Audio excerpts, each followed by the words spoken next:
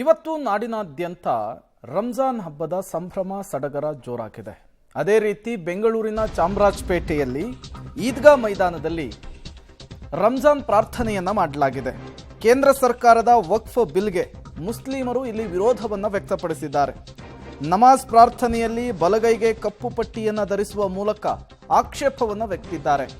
ರಾಜ್ಯಾದ್ಯಂತ ಕಪ್ಪು ಪಟ್ಟಿಯನ್ನು ಧರಿಸಿ ವಕ್ಫ್ ಬಿಲ್ಗೆ ವಿರೋಧವನ್ನು ವ್ಯಕ್ತಪಡಿಸಿರುವಂಥದ್ದು.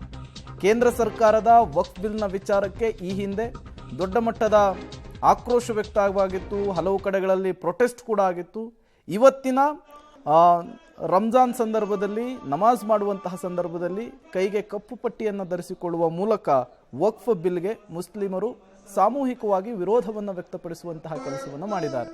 ಒಂದು ಕಡೆ ಹಾಸನದ ದೃಶ್ಯಾವಳಿಗಳನ್ನು ಗಮನಿಸ್ತಾ ಇದ್ದೀರಿ, ಮತ್ತೊಂದು ಕಡೆ ಬೆಂಗಳೂರಿನ ದೃಶ್ಯಾವಳಿಗಳಲ್ಲಿ ಗಮನಿಸ್ತಾ ಇದ್ದೀರಿ. ಸಚಿವರಾಗಿರುವಂತಹ ಜಮೀರ್ ಅಹಮದ್ ಖಾನ್ ಇದ್ದಾರೆ, ಅವರ ಪುತ್ರ ಕೂಡ ಆ ಪ್ರಾರ್ಥನೆಯಲ್ಲಿ ಭಾಗಿಯಾಗಿದ್ದಾರೆ. ಎಲ್ಲರೂ ಕೂಡ ಕೈಗೆ ಕಪ್ಪು ಪಟ್ಟಿಯನ್ನು ಕಟ್ಟಿಕೊಂಡಿದ್ದಾರೆ. ಈ ಮೂಲಕ ಕೇಂದ್ರ ಸರ್ಕಾರದ ವಕ್ಫ್ ಬಿಲ್ಲನ್ನು ವಿರೋಧಿಸುವಂತಹ ಕೆಲಸವನ್ನು ಕೂಡ ಮಾಡಿರುವಂಥದ್ದು.